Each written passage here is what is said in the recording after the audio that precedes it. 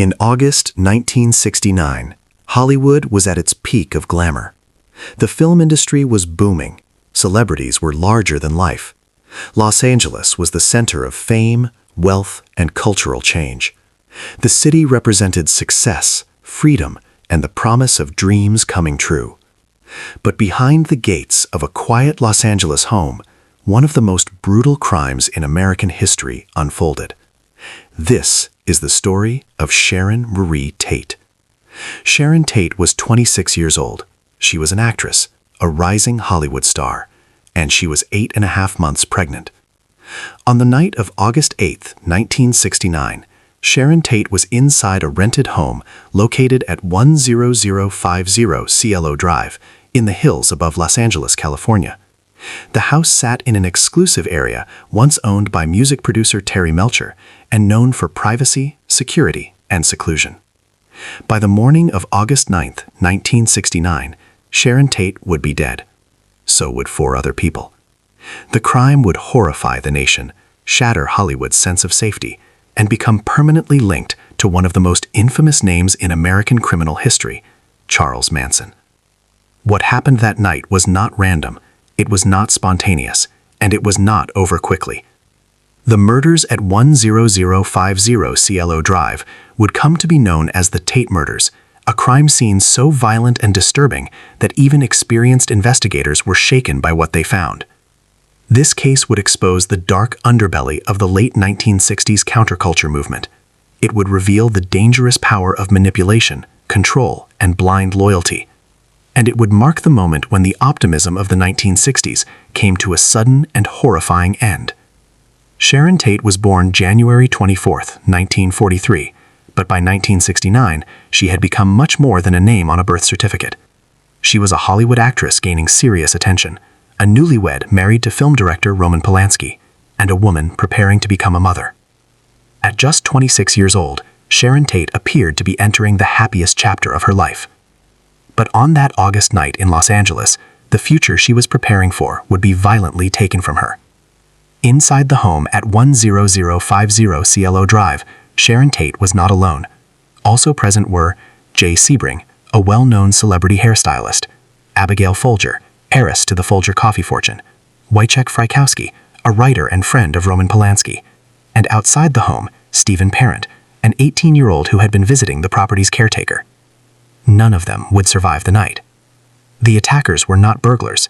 They were not strangers passing through the neighborhood. They were followers. Followers of Charles Manson, a failed musician and cult leader who commanded absolute obedience from a group that called itself a family. They would later be known to the world as the Manson Family. What made this crime even more disturbing was not just the brutality, it was the message. Words written in blood, violence meant to shock, murders designed to send a signal. At the time, law enforcement had no idea who Charles Manson was. They didn't understand why Sharon Tate had been targeted, and they couldn't yet see how this crime connected to something far larger and far darker.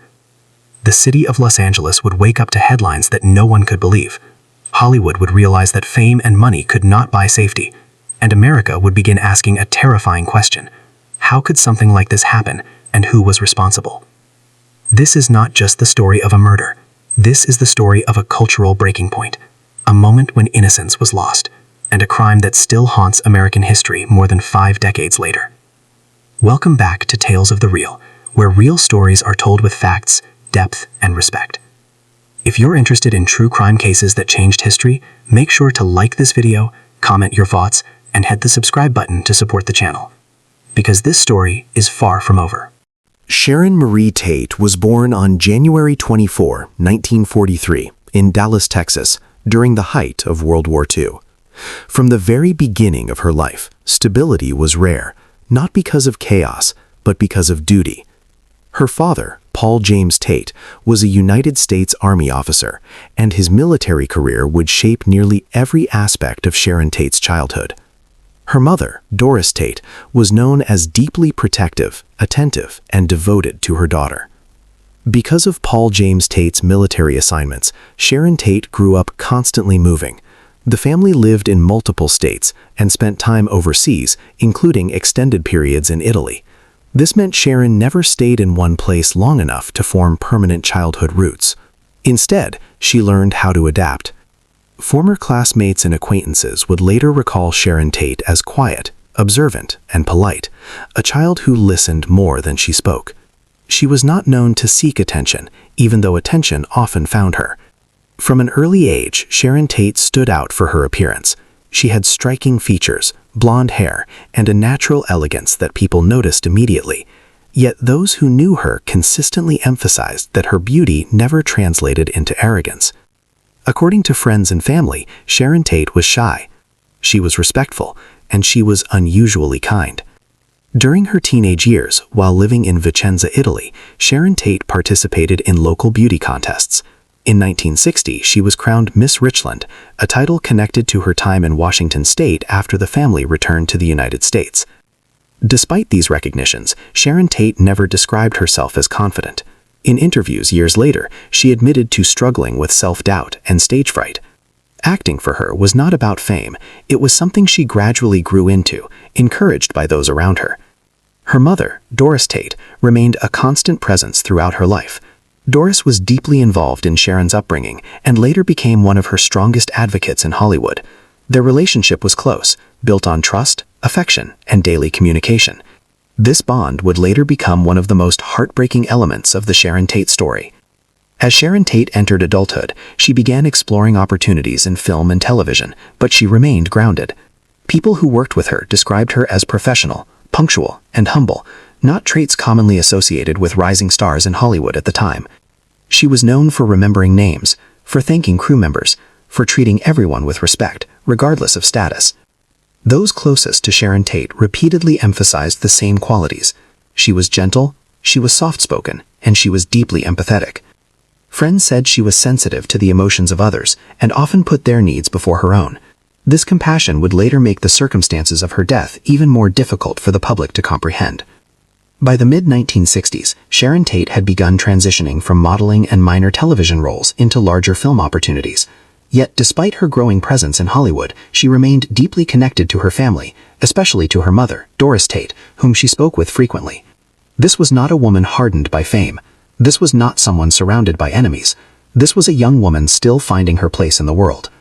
When Sharon Tate later met filmmaker Roman Polanski, those close to her noticed a change. Not arrogance, but happiness. She appeared excited about her future, both personally and professionally. By 1969, Sharon Tate was not only an actress gaining recognition, but a wife and an expectant mother, preparing to welcome her first child. That context matters. Because when Sharon Tate was murdered at 10,050 Cielo Drive in Los Angeles, California, she was not a reckless celebrity caught up in danger. She was a woman shaped by discipline, kindness, and empathy, raised in a military household, guided by strong parental influence, and known by friends as warm and gentle. Her early life does not tell the story of controversy. It tells the story of innocence. And that innocence would be shattered in the most violent way imaginable. In the next chapter of this story, Sharon Tate's quiet upbringing collides with the ruthless world of Hollywood fame, and unknowingly with the growing shadow of Charles Manson and the group that would soon be known as the Manson Family. By the early 1960s, Sharon Tate's life was beginning to shift. The quiet, soft-spoken young woman raised in a military family was now standing on the edge of something entirely different: Hollywood. Her entry into the entertainment industry did not happen overnight. Sharon Tate began with modeling work, a natural starting point given her striking appearance. Photographers were drawn to her camera presence, but those who worked with her quickly noticed something else. She was patient, cooperative, and unusually modest for someone so often told she was beautiful. From modeling, Sharon Tate moved into television appearances, taking on small roles in popular series of the time. These early parts were limited, but they gave her experience in front of the camera and helped her gain confidence in an industry that was notoriously demanding. Despite these opportunities, Sharon Tate did not see herself as a star. In interviews, she openly admitted to struggling with insecurity and stage fright. She worried about her performances and questioned whether she truly belonged in Hollywood. Producers and directors, however, saw potential. Her early television credits included appearances on shows such as The Beverly Hillbillies and Mr. Ed. While these roles were brief, they placed Sharon Tate in front of millions of viewers and introduced her face to the public. The turning point in her career came in 1967. That year, Sharon Tate was cast in the film Valley of the Dolls, one of the most talked-about movies of the decade. The film explored fame, ambition, and the dark side of success, themes that would later feel hauntingly relevant to Sharon Tate's own life. In Valley of the Dolls, Sharon Tate played the role of Jennifer North, a character whose beauty becomes both her greatest asset and her deepest curse. Critics were divided on the film itself, but Sharon Tate's performance stood out.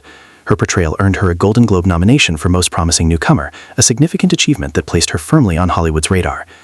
Almost simultaneously, Sharon Tate appeared in The Fearless Vampire Killers, also released in 1967. The film was directed by Roman Polanski, a rising filmmaker known for his distinct style and dark humor. Sharon Tate played Sarah Shagel, a role that allowed her to blend innocence with charm. While the film had a mixed reception in the United States, it was during this production that Sharon Tate and Roman Polanski met and began developing a relationship. Behind the scenes, Sharon Tate continued to earn a reputation as easy to work with. Crew members described her as professional, respectful, and kind. She was known for showing up prepared and treating everyone on set, from leading actors to assistants, with the same courtesy. By the late 1960s, Sharon Tate was no longer an unknown actress. Her name was appearing in magazines, newspapers, and promotional materials. Fashion photographers sought her out. Film studios viewed her as a marketable and versatile talent.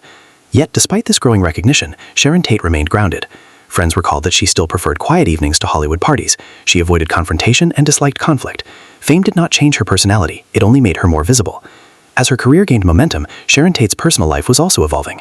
Her relationship with Roman Polanski grew serious, and their public appearances together attracted media attention. They became one of Hollywood's most intriguing couples, blending European cinema with American stardom. By 1969, Sharon Tate stood at a critical moment in her career. She had proven herself capable of delivering strong performances, she had received major recognition, and she was positioned for even greater roles ahead. Hollywood saw Sharon Tate as a rising star. What no one could see was the danger quietly forming in the background. While Sharon Tate was building her career and preparing for motherhood, Charles Manson was gathering followers. While Sharon Tate was becoming a symbol of promise and success, the Manson family was moving towards violence. The paths of these two worlds, Hollywood glamour and cult-driven brutality, were about to collide, and when they did, Sharon Tate's rising fame would make her death impossible to ignore. The woman once celebrated as one of Hollywood's brightest newcomers would soon become the face of one of the most shocking crimes in American history. By 1966, Sharon Tate's career was gaining momentum, but her life was about to change in a way that would shape both her future and her legacy. That year, Sharon Tate met Roman Polanski, a Polish film director who was quickly gaining international recognition. Polanski had already drawn attention for his sharp storytelling style and unsettling psychological themes, and he was working on what would become The Fearless Vampire Killers. Sharon Tate was cast in the film, and it was during production that the two met. At first, their personalities appeared very different. Roman Polanski was outspoken, intense, and deeply immersed in his work. Sharon Tate, by contrast, was quiet, gentle, and reserved. Yet those differences seemed to draw them together. As filming continued, a relationship developed. Friends and colleagues noticed that Sharon Tate appeared deeply devoted to Roman Polanski. She admired his talent and supported his creative ambitions, even when his work required long periods of travel or separation. By January 1968, Sharon Tate and Roman Polanski were married in London. The wedding was widely covered by the media, and photographs of the couple appeared in newspapers and magazines around the world. Almost overnight, they became one of Hollywood's most talked-about couples. To the public, Sharon Tate and Roman Polanski represented a blend of glamour and artistic credibility. She was the rising American actress, he was the acclaimed European director. Together, they embodied the international spirit of late 1960s Hollywood. Despite their public image, their marriage was not without challenges. Roman Polanski's career often kept him away for extended periods, while Sharon Tate remained in Los Angeles, balancing her acting work with life at home. Still, those close to Sharon Tate said she was deeply committed to the marriage. She frequently spoke about wanting a family and looked forward to becoming a mother. In 1969, Sharon Tate became pregnant with her first child. By the summer of that year, she was 8.5 months pregnant. At the time, Roman Polanski was out of the country, working on a film project in London. Sharon Tate remained in Los Angeles, staying at the rented home located at 10050 Cielo Drive, a property associated with Roman Polanski's professional circle. Friends visited, the house was active. Sharon Tate was preparing for the arrival of her baby. She made plans, she discussed names, she spoke often about motherhood. Those around her later said she seemed hopeful, excited, and focused on the future. This detail is essential to understanding the weight of what would happen next. When Sharon Tate was murdered in August 1969, she was not only a Hollywood actress at the height of her career, she was a woman days away from giving birth. The brutality of the crime shocked the nation. The fact that she was pregnant horrified it. Roman Polanski would later describe the loss as devastating beyond words. Doris Tate, Sharon's mother, would become one of the most vocal advocates for victims' rights in the years that followed. But at this point in the story, in the summer of 1969, none of that had happened yet. Sharon Tate was alive, she was married, she was expecting a child, and she believed she was safe. The gates at 10050 Cielo Drive gave the appearance of security. The neighborhood was quiet, Hollywood elites lived nearby. There was no obvious reason for fear. Yet unknown to Sharon Tate, another world was moving closer. While she was preparing for motherhood, Charles Manson was preparing his followers. While she was living a life defined by empathy and kindness, the Manson family was embracing violence. And while Sharon Tate waited for Roman Polanski to return home, a plan was already in motion. The collision between these two realities would be swift and irreversible. If you're watching so far, let me know in the comments. Had you heard Sharon Tate's story before this video? Because what comes next is not about Hollywood glamour or rising fame. It is about the night that changed everything. By the summer of 1969, Los Angeles, California was a city caught between two worlds. On the surface, it was a place of glamour and opportunity. Hollywood stars lived behind gates and hedges in the hills. Parties filled the nights. Music, film, and fashion defined the era. To many, Los Angeles represented freedom and success. But beneath that surface, the city was changing. The late 1960s marked the height of the counterculture movement. Traditional values were being rejected. Authority was questioned. Young people searched for meaning outside of established institutions. This shift brought creativity and expression, but it also opened the door to instability, exploitation, and danger. Drug use became increasingly common. Psychedelics like LSD were widely used, often promoted as tools for enlightenment and self-discovery. In reality, they frequently blurred judgment and deepened psychological vulnerabilities. Across California, communes began forming, loosely organized groups that rejected mainstream society and embraced shared living, alternative beliefs, and charismatic leaders. Many of these groups were harmless. One of them was not. At the center of that darker world was Charles Manson. Charles Manson was a failed musician, a convicted criminal, and a manipulative figure who had spent much of his life in and out of prison. By 1969, he had gathered a group of followers, mostly young women, who believed he possessed special insight, authority, and purpose. They called themselves a family. The Manson family lived communally, first in various locations, and eventually at the Spahn Ranch, an old movie set on the outskirts of Los Angeles. There, Charles Manson exercised absolute control over his followers through isolation, psychological manipulation, and constant reinforcement of his worldview. Manson preached about an impending apocalyptic race war, which he referred to as helter-skelter, borrowing the term from a song by the Beatles. He believed this violent conflict was inevitable, and that he and his followers would emerge as leaders afterward. At the same time, Charles Manson was desperate for recognition. Music was his obsession. He wanted fame, he wanted influence, and he wanted access to Hollywood. Through a series of connections, Charles Manson crossed paths with people on the fringes of the entertainment industry. One of those connections led him indirectly to Terry Melcher, a music producer who had previously lived at 10050 Cielo Drive. Manson believed Terry Melcher could help launch his music career. When that hope failed, resentment grew. Although Sharon Tate had no personal connection to Charles Manson, the home she shared with Roman Polanski became symbolically linked in Manson's mind to rejection and humiliation. This detail is critical. Sharon Tate was not targeted because of who she was personally. She was targeted because of where she lived and what that location represented to Charles Manson. While Sharon Tate spent the summer of 1969 preparing for childbirth, surrounded by friends and awaiting Roman Polanski's return from London, Charles Manson was growing increasingly unstable. His control over the Manson family intensified, his rhetoric became more violent, and his obsession with sending a message grew stronger. The contrast between these two lives could not have been more extreme. On one side, Sharon Tate, 26 years old, pregnant, living in a quiet Los Angeles home, shaped by kindness and discipline, looking toward motherhood. On the other, Charles Manson, angry, rejected, obsessed with fame, commanding a group of followers willing to kill at his direction. By August 1969, these worlds were on a collision course. Los Angeles law enforcement had no idea what was coming. Hollywood had no sense of the danger forming just beyond its gates, and Sharon Tate had no reason to believe her life was about to end. This tension, cultural, psychological, and personal, set the stage for what would come next. Because in the early hours of August 1969, Charles Manson would send members of the Manson family to 10050 Cielo Drive, and the illusion of safety in Hollywood would be shattered forever. On the night of August 8, 1969, the house at 10050 Cielo Drive appeared calm. Inside the home were 5 people. Sharon Tate, 26 years old, heavily pregnant and waiting for her husband, Roman Polanski, to return from London. With her was Jay Sebring, age 35, a prominent celebrity hairstylist and a longtime friend of Sharon Tate. Sebring had remained close to her even after her marriage and was known to be protective of her, especially during her pregnancy. Also inside the house was Abigail Folger, 25 years old, an heiress to the Folger coffee fortune. She was visiting Sharon Tate and staying at the residence.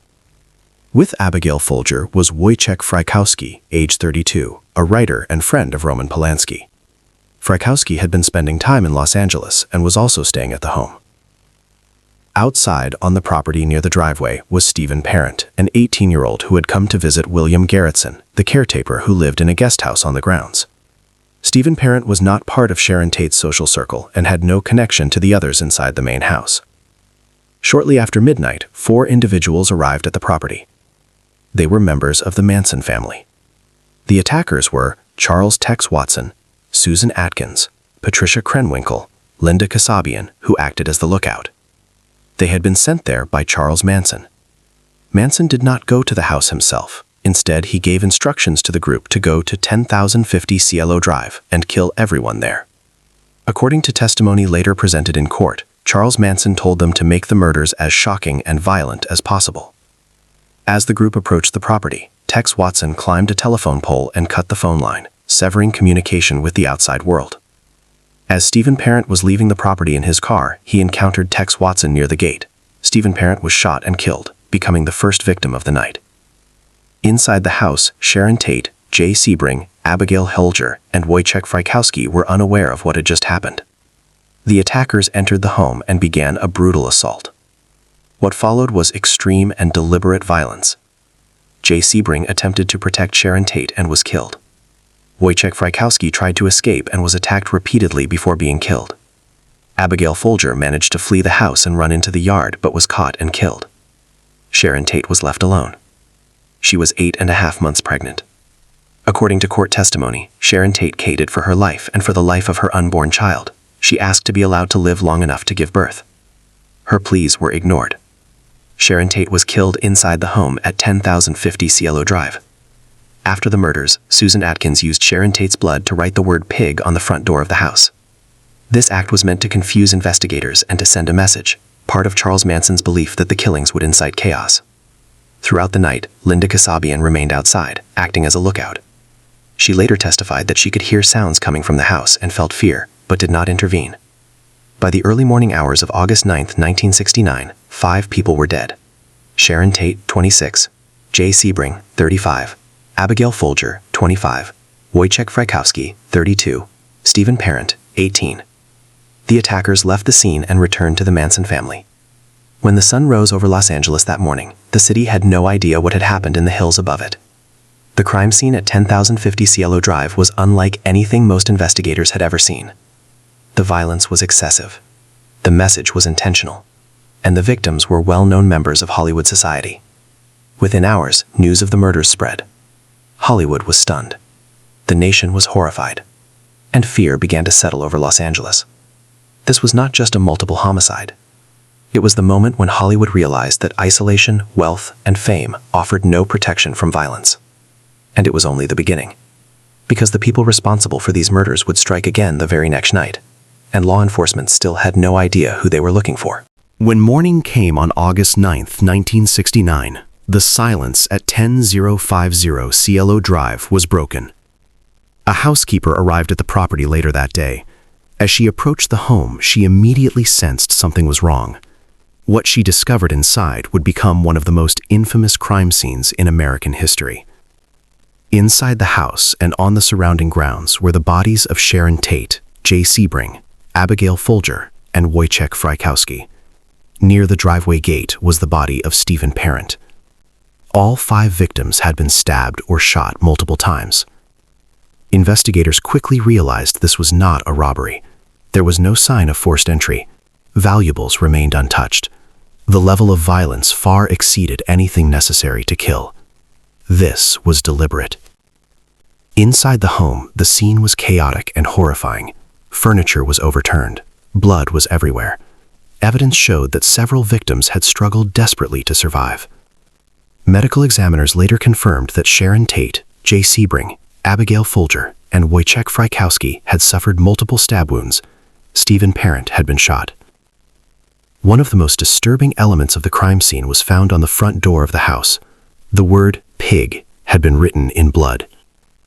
This single word immediately confused investigators. It appeared symbolic, intentional, and meant to be seen. At the time, police did not understand its meaning or connection to anything larger. Later testimony would reveal that Susan Atkins used Sharon Tate's blood to write the word. The act was carried out as part of Charles Manson's belief that the murders would provoke chaos and spark what he called helter-skelter. Inside the house, evidence confirmed that Sharon Tate had been alive for much of the attack. Court testimony later revealed that Sharon Tate had pleaded for her unborn child's life. She begged to be allowed to live long enough to give birth. She was 8.5 months pregnant. Her pleas were ignored. The brutality of that fact would become one of the most haunting aspects of the case, and a reason the murders left such a lasting impact on the public. As news of the discovery spread, Los Angeles was thrown into shock. This was not an isolated crime in a dangerous neighborhood.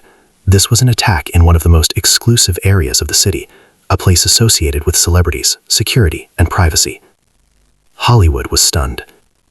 Actors, producers, and musicians suddenly realized that gated homes and private drives offered no real protection. Fear spread rapidly throughout the entertainment industry. People hired security. Doors were locked for the first time in years. Trust began to erode. The media descended on the scene almost immediately. Headlines described the murders as savage, senseless, and incomprehensible. Sharon Tate's name dominated newspapers across the country. The image of a young, pregnant actress murdered in her own home became a symbol of something far darker, the violent end of the optimism of the 1960s. At the time of the discovery, law enforcement had no clear suspects. There were theories. A drug deal gone wrong. A personal vendetta. Organized crime involvement. None of them fit the evidence. The word written in blood offered no immediate answers. The absence of theft raised more questions, and the randomness of the victims made motive difficult to establish. Investigators did not yet know that the murders were connected to a cult. They did not know the name Charles Manson, and they did not realize that this crime was only part of a larger plan. Hollywood, meanwhile, mourned. Sharon Tate was remembered not only as a rising actress, but as a kind and gentle person whose life ended in unimaginable violence. Tributes poured in. Friends and colleagues struggled to comprehend how something so horrific could happen. This crime did more than shock the nation. It changed behavior. It changed security. And it changed the way America viewed the counterculture movement. What once seemed like rebellion and freedom now carried a sense of menace. And just as investigators were struggling to make sense of what happened at 10050 Cielo Drive, another discovery would soon link these murders to something even more disturbing. Because the killers had not stopped.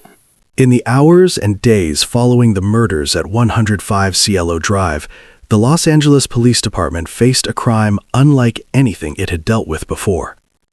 From the start, the investigation was plagued by confusion. There was no forced entry at the home. Valuables had not been taken. The victims did not appear to share a single clear motive for being targeted. This immediately complicated the case. Investigators were confronted with a scene that suggested extreme rage, but without an obvious reason. The brutality was excessive. The message written in blood was symbolic, and the victims came from different backgrounds with no clear common enemy. As a result, multiple theories began to circulate almost immediately. Some investigators believed the murders were connected to drugs. Others speculated about Hollywood rivalries or personal grudges. The presence of Wojciech Frykowski and Abigail Folger led some to suspect criminal ties that later proved unfounded. The media added to the confusion. Newspapers and television reports released partial information, speculation, and outright misinformation. Details leaked before they could be verified. Rumors spread quickly throughout Los Angeles and beyond. Fear escalated. People locked their doors, gun sales increased, celebrities hired private security. Hollywood was no longer a place of carefree freedom. It was a city on edge. At the same time, law enforcement struggled with coordination. Jurisdictional confusion and internal communication failures slowed progress. The case quickly became overwhelming, not just because of its brutality, but because of its public visibility. Then, less than 24 hours later, the situation became even more alarming. On the night of August 9 into the early hours of August 10, 1969, another brutal crime occurred, this time in the Los Feliz area of Los Angeles. The victims were Leno LaBianca and Rosemary LaBianca, a married couple who owned a chain of grocery stores. They were found murdered inside their home. Like the Tate murders, the LaBianca crime scene was marked by extreme violence. The victims were stabbed repeatedly. Words were written in blood at the scene, including "rise" and "death to pigs." At first, investigators did not connect the two crime scenes. Different police departments were involved.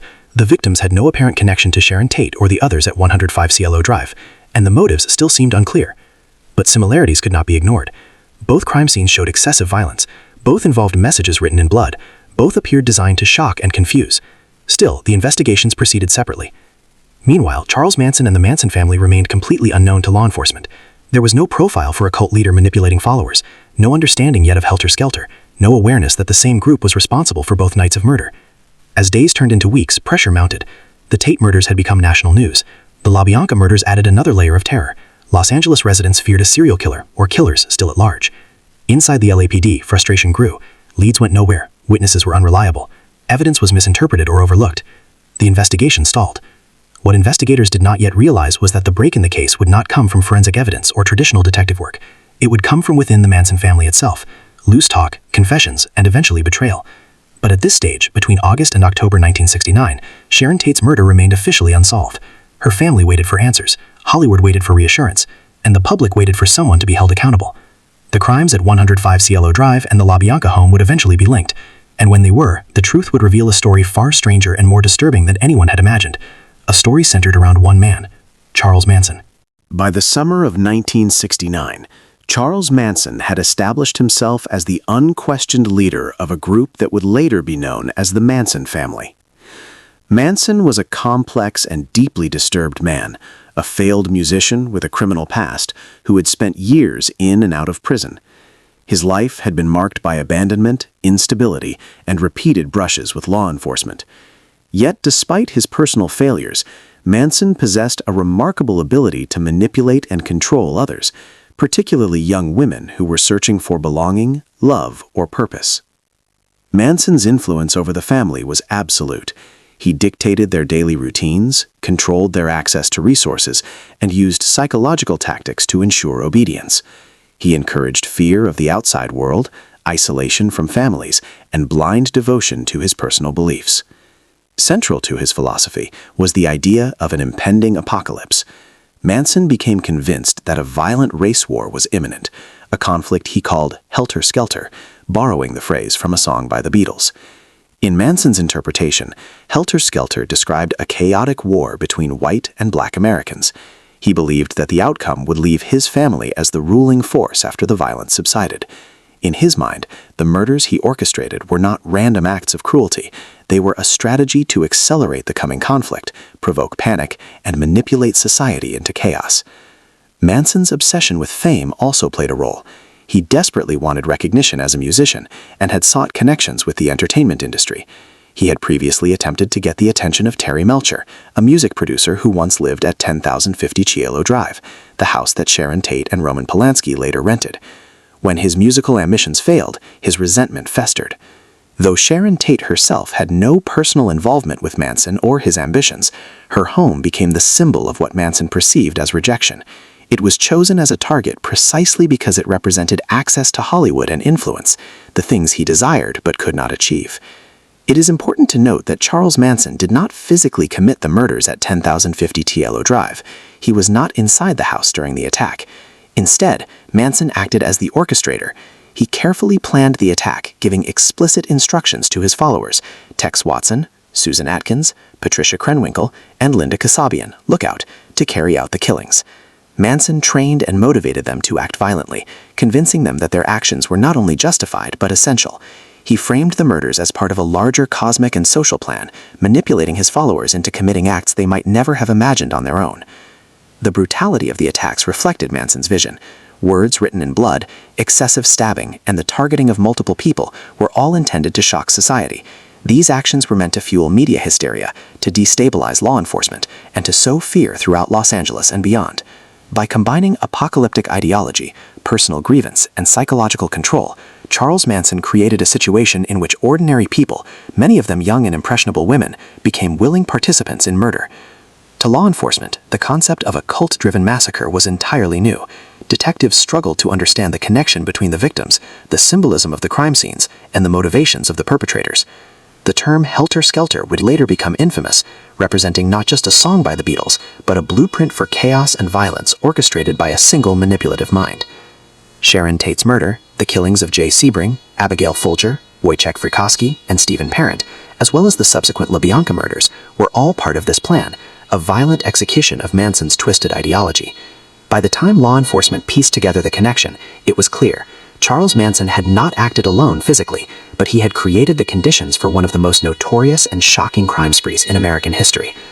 His influence over the Manson family ensured that his ideology became reality, leaving a mark on Hollywood, Los Angeles, and the nation that would not fade with time. By late 1969, the Los Angeles Police Department had begun to unravel the truth behind the brutal murders at 10050 Cielo Drive and the LaBianca home. The breakthrough came largely because of Susan Atkins, one of the Manson family members who had participated directly in the murders. Atkins, while in jail for an unrelated charge, began speaking to investigators and provided critical information. She disclosed not only the identities of those involved, but also the orchestration by Charles Manson himself. Her testimony offered unprecedented insight into the inner workings of the family, their cult-like obedience, and the chilling reasons behind the killings. Following this information, law enforcement arrested several key members of the Manson family in late 1969, including Charles Manson, the leader and mastermind, Tex Watson, the primary actor in the Tate murders, Susan Atkins, active participant in the Tate murders, Patricia Krenwinkel, involved in both the Tate and LaBianca murders, Leslie Van Houten, involved in the LaBianca murders. These arrests marked the beginning of a legal process that would capture the attention of the entire nation. The trial began in 1970 and extended into 1971, becoming one of the most famous in U.S. history. It was highly publicized, with newspapers, magazines, and television covering almost every development. Courtrooms were filled with spectators, journalists, and law enforcement personnel, all witnessing an unprecedented case of mass murder tied to a cult. The prosecutor, Vincent Bugliosi, played a central role in bringing the Manson family to justice. Bugliosi meticulously pieced together evidence, connecting the murders at 10050 Cielo Drive and the LaBianca home to Charles Manson's orchestration and the actions of his followers. His work involved analyzing crime scenes, interviewing witnesses, and building a narrative that demonstrated premeditation, ideology, and manipulation. Key testimony from Susan Atkins was crucial. She described in chilling detail how the murders were carried out and how Manson had influenced the family to commit such acts.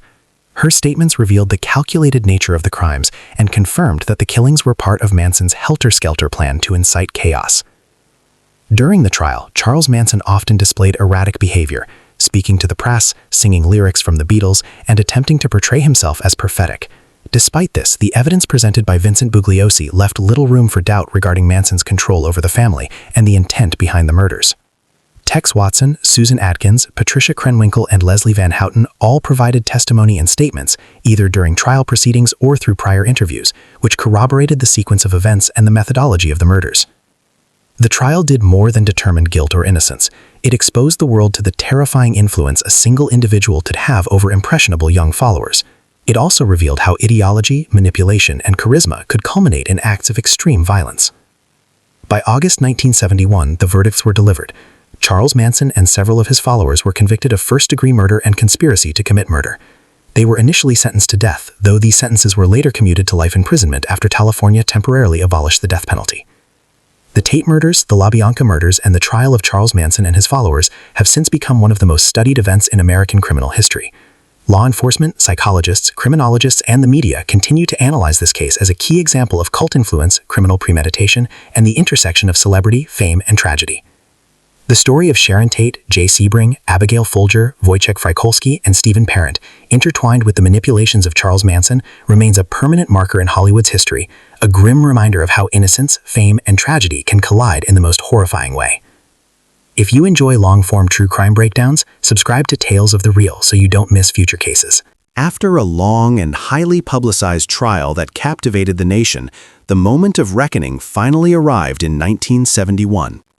Charles Manson, the orchestrator of the murders, faced the full weight of justice. Alongside him were his key followers involved in the killings at 10050 Cielo Drive and the LaBianca home. Tex Watson, the principal actor in the Tate murders. Susan Atkins, directly involved in the Tate murders and the infamous writing of Pig on the front door. Patricia Krenwinkel, participant in both the Tate and LaBianca murders. Leslie Van Houten, involved in the LaBianca murders. The court found all 5 guilty of first-degree murder and conspiracy to commit murder. At the time, California law permitted the death penalty for multiple murders. As a result, Charles Manson, Tex Watson, Susan Atkins, Patricia Krenwinkel, and Leslie Van Houten were sentenced to death. The sentences reflected the unprecedented nature of the crimes, the extreme brutality involved, and the premeditated orchestration by Manson. The victims, including Sharon Tate, would never live to see justice carried out, but the verdicts and sentences represented the legal system's acknowledgement of the magnitude of the crimes. For the families, Doris Tate, Sharon's mother, and others who had lost loved ones, the convictions were a measure of accountability, even if they could not undo the loss. However, the legal landscape in California changed dramatically just months later. In 1972, the state's Supreme Court temporarily abolished the death penalty, citing concerns over its application and fairness. As a result, all death sentences in the state, including those of Manson and his followers, were commuted to life imprisonment. Charles Manson, Tex Watson, Susan Atkins, Patricia Krenwinkel, and Leslie Van Houten would spend the remainder of their lives in prison. Over the years, some, like Susan Atkins, would die behind bars, while others remained incarcerated, denied parole due to the severity of their crimes and the continuing public outrage. For Sharon Tate, the tragedy remained complete. She never saw the trial, the convictions, or any of the legal closure. She never held her child, never returned to her rising Hollywood career, and never experienced the justice that her family and friends would fight tirelessly to secure. Yet the verdicts and sentences marked a critical point in American legal history. They reinforced the principle that premeditated, ideologically motivated murder, even when orchestrated by someone who did not physically commit the act, carries the highest consequences under the law. The Tate murders, the LaBianca murders, and the subsequent trial became a case study in criminal law, psychology, and media influence. They showed the nation the horrifying potential of manipulation, control, and ideology when combined with violence. While Sharon Tate's life was tragically cut short, the accountability enforced through the convictions of Charles Manson and his followers became a lasting legacy, a legal acknowledgement of the innocent lives lost, and a stark reminder of the consequences of extreme cruelty. For the families, for Hollywood, and for the nation, justice was imperfect but undeniable. Sharon Tate's name, her story, and her memory remain central to the narrative, ensuring that the victims of August 1969 would never be forgotten. The murder of Sharon Tate on August 9, 1969, left an indelible mark on Hollywood, Los Angeles, and the United States as a whole. More than 50 years later, her life, her death, and the events surrounding 10050 Cielo Drive continue to resonate in cultural, legal, and historical contexts. Sharon Tate became a symbol of lost innocence, a young woman whose beauty, kindness, and rising talent were cut tragically short. At just 26 years old and 8.5 months pregnant, she embodied hope and potential that were never fulfilled. In the public imagination, she came to represent both the glamour of Hollywood and the fragility of human life in the face of senseless violence. Her mother, Doris Tate, transformed her grief into action.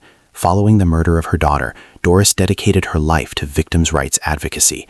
She became a leading voice in California and across the United States, working to ensure that families of homicide victims had a say in parole hearings and access to justice. Doris Tate's tireless campaigning led to tangible changes in law, policy, and the support available to survivors' families. In many ways, her efforts became a lasting tribute to Sharon's memory. The Tate murders also changed the way celebrities approached personal security. Prior to August 1969, gated homes, private streets, and wealth were often assumed to offer protection. Sharon Tate's death demonstrated that fame and fortune could not shield individuals from danger. Actors, musicians, and public figures began investing in security measures, surveillance, and personal protection in ways that had previously been uncommon in Hollywood. Media coverage of cult-related crimes evolved as well. the Manson family murders forced journalists and law enforcement to examine the power of charismatic leaders, the psychology of cults, and the ways ideology could manipulate vulnerable individuals into committing extreme violence. The term helter-skelter, once associated with a Beatles song, became forever linked with murder, manipulation, and societal fear. Investigative reporting, documentaries, and scholarly studies have since examined the Tate murders as a defining moment in American criminal history. Today, the Tate murders remain one of the most studied crimes in the United States. Scholars, law enforcement professionals, psychologists, and true crime enthusiasts analyze the case to understand cult behavior, the influence of Charles Manson, and the broader social context of late 1960s Los Angeles. Sharon Tate's name, story, and tragic death continue to serve as a cautionary tale, a reminder of both vulnerability and resilience. Yet beyond the crime and its aftermath, it is essential to remember who Sharon Tate was. She was more than a headline. She was a daughter of Doris Tate and Paul James Tate, whose early life was shaped by kindness, empathy, and a disciplined upbringing. She was a wife, deeply in love with Roman Polanski, preparing to build a family together. She was an actress, a rising star whose talent was recognized in films such as Valley of the Dolls and The Fearless Vampire Killers, and whose warmth left an impression on colleagues and friends. She was a mother-to-be, carrying the life of her unborn child, whose potential and future were stolen in the violence of August 1969. The story of Sharon Tate, the lives she touched, and the tragedy that ended hers, remains a central part of the narrative of Hollywood and American history. Her life, her death, and her legacy continue to inspire reflection, scholarship, and remembrance. Thank you for watching Tales of the Real. Please like this video, comment your thoughts respectfully, and subscribe for more real stories that deserve to be told.